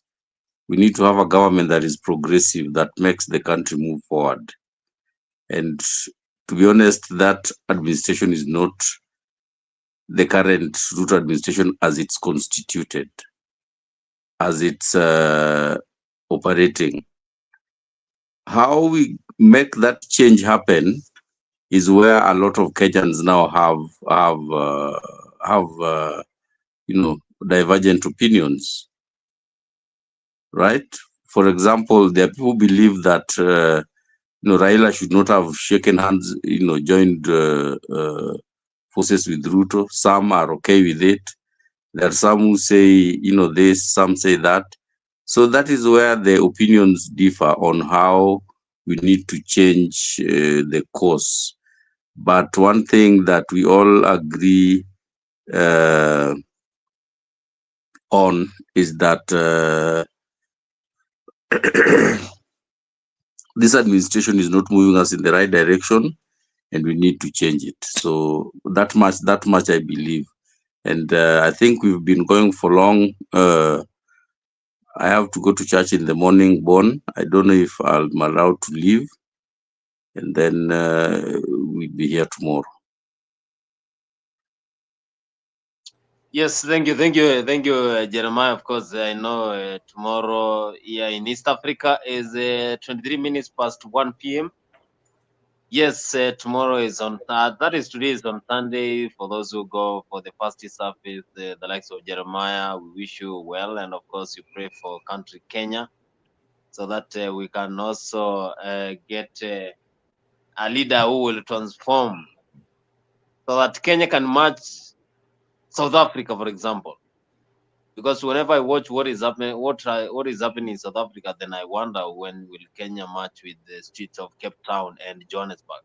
Mzalendo, you're back. Yeah. You have some question for Eric, of course. You are saying I something. think Eric has really surprised me. But I like this kind of thinking. It is so, how would I say it? It's so unorthodox. It's a kind of thinking. It's beyond my imagination that somebody would think that the Kenyan intelligence is on top of Africa and nearly one of the best in the world. Yet during the demonstrations, they couldn't even predict that people were going to be mugged when the president was touring Nairobi. This intelligence is so good that they can't even resolve the cases of these young people who have been killed. And, Eric, it is sad that you are saying that Raila was the sponsor of the demonstration, yet so many youths were killed. So many youths died in this demonstration. Those youths were actually lured to demonstrate because of Raila Odinga. That's what you are saying. So the snipers who were killing these young people, killing Raila supporters, and he came again and joined the same government. We have not seen him coming out and asking for compensation for these youths who were killed. Yeah. So when you talk things like that, it is heartening. Yet some of these young people are still missing to date. And you say that Raila Odinga was indeed the sponsor of the Gen Z movement. And you come again and say that, when he came out and when they told them to retreat, they retreated. Let me correct you there, because I think you've been reading from one line of script on one line of thought. Now, this is what happened, and this is how government works and intelligence. When they realized that the Gen Zs were getting too much and they were ready to topple the government of William Ruto, they talked to politicians, especially those ones in Kibra and Kamkunji, to infiltrate the Gen Z movement and cause the chaos and disruption. That is what happened, if you didn't know. That is what happened. Those youths who had joined Gen Z much later during the demonstrations were actually ODM supporters who came much later. And that is when the distractions became very clear that the political class was indeed sponsoring the goons. We saw clips of MCAs and leaders giving money to goons to disrupt the function, the demonstrations of Gen Zs. And the Gen Zs were tortured into submission. No parent would want their children to go out there and be killed by the president in the name of what you are saying, Raila Odinga, which is a big lie. These Gen Zs came out very, very clearly. They started mobilizing way back on the social platform. Raila Odinga has never used the social platform to mobilize anything. He uses the traditional method of demonstration. These guys were using technology, they're using the internet to organize themselves, and they did it very, very perfectly. Something that the ODM could not achieve. So don't be part of the glory of something that was achieved perfectly by these young people to bring change and to enable the government come to the table and negotiate with Kenyans. Of which Ruto, instead of negotiating with, this is where the problem of William Ruto comes in. Instead of negotiating with the right people, he negotiated with the political class, which is Raila Odinga. And that is why he's still having a problem today. When the Gen Zs called William Ruto to the X platform, Raila was upset. He had no representative there. It was the young people of Kenya who were calling the president and telling him what they want done for their country. So don't try to mislead Kenyans to think that Raila Odinga was so important during the demonstration that he's the one who called it off. Yet we know very well that it is Gachagua who actually pleaded with the Gen Zs, and it is Ruto who made an effort to reach out to the Gen Zs. And when an opportunity came to the cabinet of an appointment, he still recycled the old politicians from the ODM, pretending that now this is a government of national unity. No, that is where the problem is. And that is why these two are going home in 2027. Take that to the bank the way you've been talking here, saying that that Ruto is not going anywhere. They are all going home because you don't read the agenda, you don't read the mood of the country. The country wants change. The country is tired with these political theatrics. The country wants a leader that will represent Kenya and represent all of us. There is nothing like a government of national unity. If you have a good president who understands his role as a president of the country, he doesn't have to call other communities to come in and help him in leadership. He has just to do the right thing. And that's my take for that. Oh, okay, Mzalendo, I will just answer, I think, one or two. Yes. You say Raila has joined the government, but he has not demanded the compensation for the young kids who are killed. Number one, I want to tell you that there is no mandamano that has never been white mandamano without blood. All these mandamano, people always die. And I think sometimes you get so blind by hating things that you don't want even to read. That 10-point agenda, have you read them? If you have read them, one of them is saying compensation, and I think Sifuna repeated today, compensation for the people who lost their lives and the people who were injured during the mandamano of 2023 and 2024, the so-called Gen Z one. I think if you could have read this thing, you know, the good thing of me, even if I disagree with you politically, I listened for you too much. That's why every time I may have political disagreement with Gachagua, but huwa namsikiza sana. Yes, huwa namsikiza because I don't want to get everything wrong. In politics, my brother Mzalendo, don't go for the spoken words. Go for unspoken. Like even in this thing called pact between William Ruto, go for the unseen. Don't talk and go for the things you are seeing and you are hearing them saying. The unseen one or the unsaid, the unspoken word are more important when interpreting the politics. If you look at Raila Odinga's lieutenant and their body language, they can tell you. And we know who Raila Odinga lieutenants are. And I don't think none of them have spoken about this pact. You see, I was asking somebody the other day, have you ever seen Raila Odinga signing anything? And Oledamo Lekina is the one who is watching him behind. And Sifuna, who is not even interested, is there in his capacity as Secretary General. Without that post, hangekuwa pale. Otiende Amolo, who ought to be there and telling Baba do that is not even there.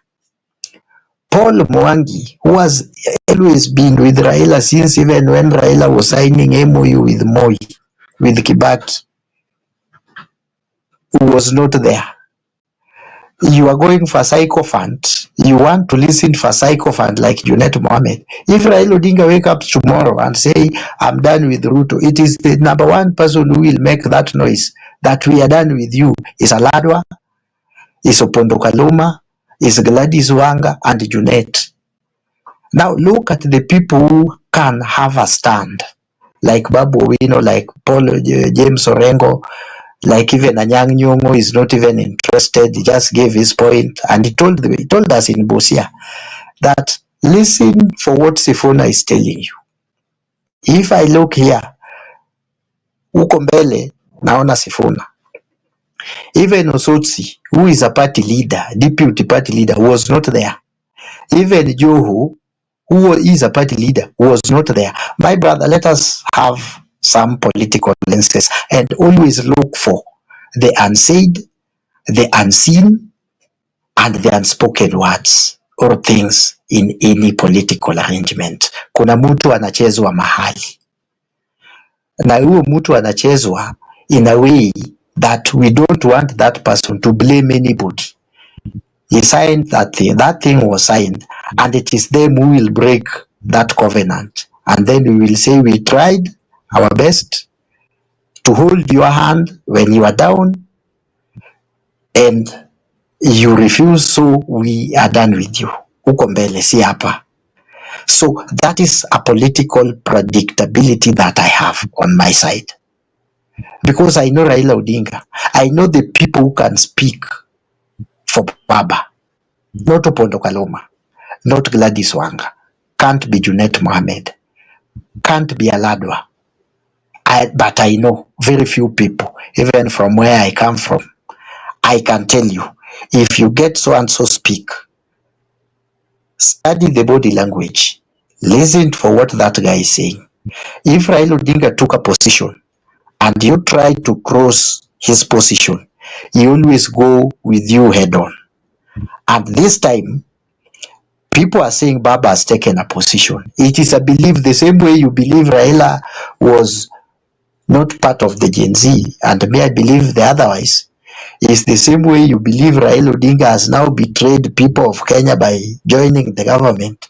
But I'm telling you, it is opposite. Maybe he's looking for stability of this nation. After that, everybody will have his cake and eat it. I think I have answered you, because me, I always just tell people what I predict and everything. I have been in Mutembei. I think I joined Mutembei and Mzalendo and Africa. I have never joined Africa, but I have been in Mutembei as early as 2019 when we were campaigning for Mandamano, for BBI. I predicted. Even the handshake, I said Raila and Oshwa. We were the people who believed Raila and Oshwa. And I have a lot of problems with my community, my tribesmen. But when it comes to pass, we say, but we warned you. This thing here, Ruto is being played. And then there is a making and a belief that Ruto will be made one-term president. And it's being done smartly so that our mad people who used to start carrying arrows and spears should not wake up and killing the people inside, the people who are staying inside their community. The politics is managed, and the politics is stage managed. And write this thing down. I will call Mutembei tomorrow. I have his number. I will remind him of what I told him in past years, and I will want him to be here because we started all these online things with him. I only disappear. I only speak politics and I disappear. Yeah. Now, Eric, we don't want you to disappear because we have been in this game for a very long time. When Raila was losing, we said he's losing. When he was losing the AU seat, we said he is losing. When he has joined Ruto right now and is trying to play opposition politics at the same time being government, he is going to lose big time. And this is where we say it all. We say it as it is, without sugarcoating anything. This war is not about Raila Odinga or William Ruto. This war is about saving the soul of this country called Kenya. It is about the things that have gone wrong for a very long time. And it is not Ruto's problem, neither is it Raila's, but they have been a part of the problem, but they have failed to have any solutions to the problem facing many Kenyans. And now, if you go back to 2007, during the Kriegler report, you don't need the pointers that Kina Junet were raising, which I say here on this particular channel, that was a bogus showdown that we saw Sifuna dressed casually to come and sign an important document with Baba watching there. You could just see the body language. This is a game that we are being taken to back and forth. There is nothing tangible or anchored in law that they were signing between Raila Odinga and William Ruto. There is nothing. It is unconstitutional, does not bear any fruits at all. But when you look at what happened in 2007, and we changed, we have the constitution accommodated Raila Odinga, then you realize that the 8 pointers that were raised by Kriegler, the Kenyan government has never addressed those 8 pointers. And those 8 pointers are so important. And I look back to them and I tell you that hizo 8 pointers ndio itakuja kukula wa Kenya. Itakuja kukula wa Kenya. If they have not dealt with the youth unemployment, the national cohesion and unity, accountability and justice, land reforms, those are things that are going to hit us upper belly, IBC, political violence. These are the things that are going to destroy this country. And until when the government of the day, I don't know which one it will be, will address the 8 pointers on the national accord. We don't need what happened the other day, the NARCO report. We only need the 8 pointers in the national accord. The Kriegler report addresses each and every issue that we are facing today. Now, with that, I think we come to an end of yet another interesting show of Afrique 24. I want to thank Jeremy for being part of this show. I think Jeremy is already asleep, unless he had something to say, but nafikiri Jeremy amelala. Awesome. Asante sana for being on the panel this evening. You've always been entertaining and giving us and reminding us of what we need to discuss. Now, Jeremy is back. Maybe your last word before I close down. I had finished Mzalendo. I was just waiting for you to wind up, but thank you for having me on the show, and I look forward to another engaging discussion. Thank you very much, and have a good night, and see you tomorrow as we wind up the week. Now, awesome. Asante sana for being part of the panel, and there was this guy called Dickens Bulletin. Next time, kuja hapa kwa studio, we get to hear what you are saying about Raila Odinga and your country called Kenya. So, guys, Eric Kanyanga, asante sana. You've been awesome in this discussion. We want you to make Afrique 24 your home. We like your views. We like those kind of views. They are very informative. Maybe we can pick one or two things that you have said are correct. and look at ways of shaping the politics of our nation. With that, we come to an end of yet another show on Africa 24. I hope you guys have enjoyed the discussion. Otherwise, good night from Virginia. Mungu nguvu yetu, ilete baraka kwetu, hakiliwe ngao na mlinzi, na tukae na udugu, amani na uhuru, na tupate na ustawi. Amkeni ndugu zetu, tufanye sote bidii, nasi tujitoe kwa nguvu. Nchi yetu ya Kenya tunayoipenda, tuwe tayari kuilinda, na tujenge taifa letu. Ndio wajibu wetu, Kenya istahili heshima.